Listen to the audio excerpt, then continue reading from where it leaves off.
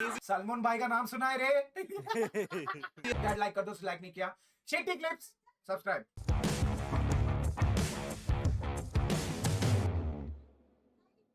Okay, तो तुम्हें पता ही है कि के पॉप क्या है। एक सेकंड, तुम्हें के पॉप नहीं पता? तुम्हें के पॉप कैसे नहीं पता भाई? अगर तुम्हें नहीं पता है तो मैं तुम्हें शॉर्ट में समझा देता हूँ। A South Korean music genre that generates billions of dollars for the South Korean economy. Billions of dollars, इतना पैसा जो तुम गिन नहीं सकते, इमेजिन नहीं कर सकते। एक ऐसा म्यूजिक जॉनरा जिसका सबसे क्रेजी सलमान भाई का नाम सुना है रे। फैन बेस है।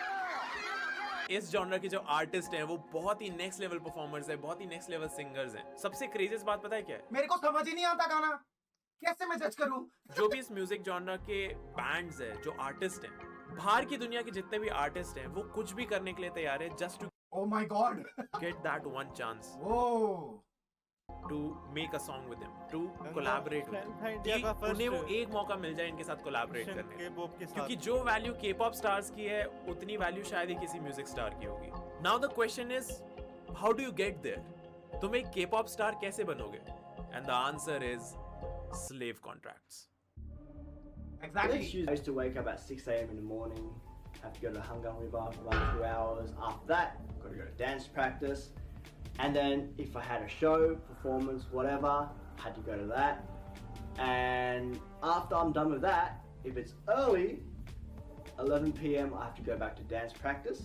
And we practice till 1 a.m. in the morning. And then we go home, have a shower and sleep. Each day I'm like so friggin' tired. Imagine doing that for 10 years. Oh my god. Or maybe like by the way I don't know कौन है ये। India का first के pop interaction कौन सा था शेट्टी? मेरे को नहीं मालूम इनके बारे वन में। ऑफ द बेस्ट था वो, वन ऑफ द बेस्ट था, कौन- तेरे को कौन? मालूम है? गैंगनम स्टाइल, गैंगनम हाँ। स्टाइल। Oh my god। वो आज भी फेमस है, कितना फेमस है हाँ, ब्रो, मैंने आज उसके भी वीडियो वो आज देखे भी हैं। शोज करता है ब्रो, हाँ, हाँ। भीड़ रहती है पूरी। एक ऐसा कॉन्ट्रैक्ट जो तुम्हारी लाइफ बना भी देगा और डिस्ट्रॉय भी कर देगा। ये कॉन्ट्रैक्ट खाली इकोनॉमिक टर्म्स में ही डिग्रेडिंग नहीं है, $0 a day, $2 a day if you're lucky. What? लेकिन ये ह्यूमैनिटी के लेवल पे भी काफी डिग्रेडिंग है। For 10 बोल रहा था years. बैस। इस कॉन्ट्रैक्ट के थ्रू अगर तुम हायर होते हो तो तुम्हें प्रॉपर ट्रेनिंग दी जाएगी, तुम्हें एक स्टार बनाया जाएगा, लेकिन उसी के साथ साथ तुम्हें पूरे तरीके से तुम्हारे लेबल्स कंट्रोल कर रहे होंगे। और खाली म्यूजिक में ही नहीं, तुम्हारी पूरी की पूरी लाइफ तुम्हारा लेबल कंट्रोल करेगा। लेबल पूरी कोशिश करेगा कि वो तुम्हें ऐसे मॉडिफाई करे कि तुम इंडस्ट्री स्टैंडर्ड पे आ जाओ और उनके हिसाब से जैसा वो तुम्हें आर्टिस्ट बनाना चाहता है तुम वैसे बन जाओ। और इन लेबल्स का मेन एम ये होता है कि ये तुम्हें एक ऐसा आर्टिस्ट बना दे जो बहुत अट्रैक्टिव हो दिखने में, और वो तुम्हें एक बहुत वो अट्रैक्टिव थी चैट। ही गुड लुकिंग होगी हेट्रोसेक्सुअल ना यार। स्टार बना देंगे, बिकॉज उनका एम वही रहता है। जैसे तुम YouTube पे ही देखते हो ना, काफी सारे यूट्यूबर्स है जो गुड लुकिंग है और उसकी वजह से उनके पास बहुत ज्यादा क्राउड होता है। टैलेंट वगैरह सब साइड में रख दो, लेकिन उसकी वजह से उनके पास बहुत ज्यादा क्राउड आ जाता है। True. सेम वे में के पॉप लेबल्स काम करते हैं, लेकिन के पॉप लेबल्स बहुत मैसिव स्केल पे सेम चीज करते हैं।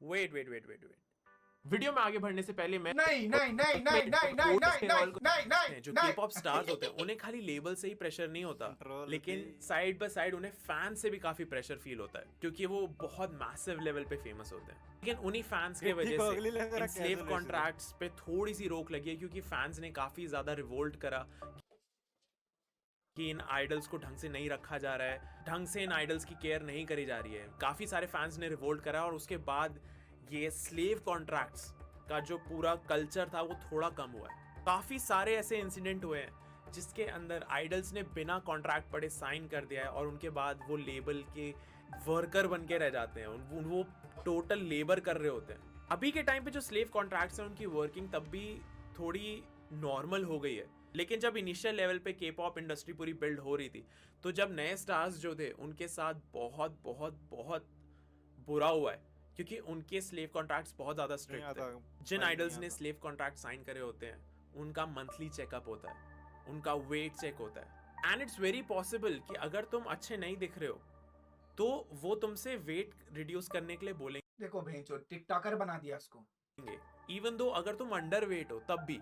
और लेबल्स को कई बार ऐसे पकड़ा गया है कि वो सारे स्टार्स को एक साथ कलेक्ट करके उनका साथ में टेस्ट लेते हैं, एंड जब किसी का वेट ज़्यादा निकलता है या कोई आउट ऑफ फॉर्म होता है तो उसको ह्यूमिलिएट करा जाता है, और वो के पॉप आइडल्स कुछ बोल भी नहीं सकते बिकॉज वो कॉन्ट्रैक्ट के अंदर है। जो लेबल्स और कंपनीज हैं जो ये के पॉप स्टार्स पे इतना प्रेशर डालती है, वो अपने आप को जस्टिफाई करते टाइम ये बोलते हैं कि हमारा काम है उनको बेस्ट लुकिंग दिखाना, that's part of the business, और वो कॉन्ट्रैक्ट के अंदर है तो वो कुछ बोल नहीं सकते बिकॉज उन कंपनीज का मेन काम ये है कि वो कोरियन स्टैंडर्ड्स के हिसाब से बेस्ट लुकिंग दिखाएं अपने आइडल्स को, इवन दो अगर वो वीक हो तो।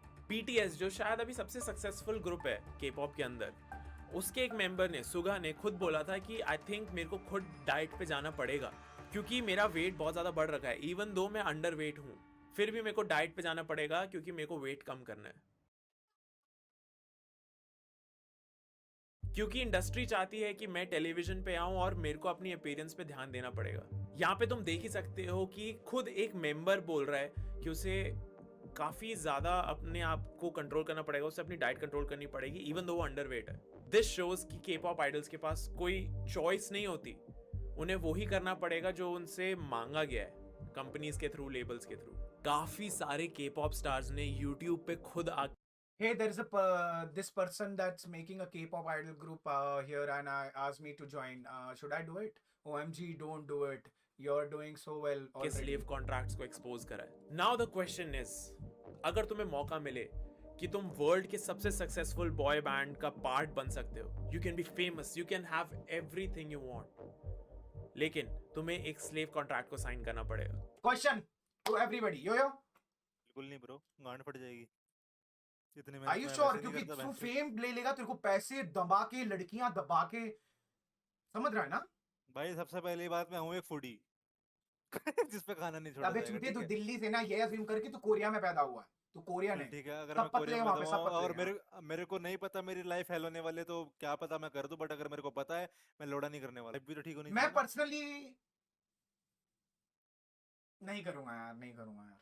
अगर ऐसा है तो नहीं करूंगा। अभी इतनी देर से हम वेट की बात कर रहे हैं, लेकिन ब्यूटी स्टैंडर्ड्स को मैच करने के लिए लेबल्स, कंपनीज इस लेवल तक चले जाते हैं कि वो कई बार अपने आइडल से डिमांड करते हैं कि वो प्लास्टिक सर्जरी कराए।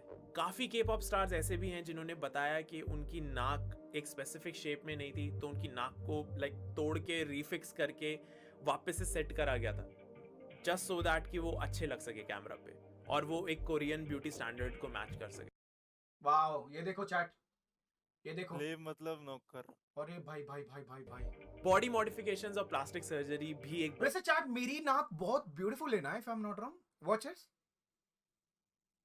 सही है ना?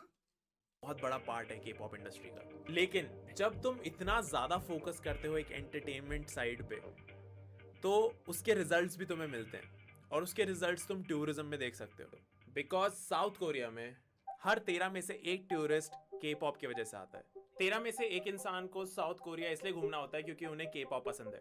खुद सोचो कि हर साल 3.6 बिलियन डॉलर्स इकोनॉमी में जाते हैं के पॉप के थ्रू। ब्रिंजल जैसी, अरे तेरी माँ की आयुष क्या बोल रहा है आराम को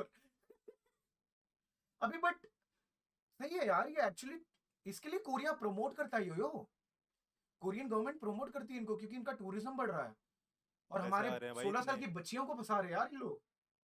लड़कियां, ये वही लड़कियां है ना जो कुछ सालों पहले ऐसे स्किन वाले लड़कों को कुछ और बोलती थी। आज भी बोलते हैं ब्रो, भी इंडिया के वाले नहीं, अब प्यार हो गया है। मेरे को कुछ समझ नहीं आ रहा है। ना, जो इंडिया में कुछ ज्यादा ही गोरे होते हैं ना लोग, आज भी बोलते हैं उनको। हाँ, तो वही बोल रहा हूँ, ये स्विच कहाँ से आया, ये क्या हो रहा है?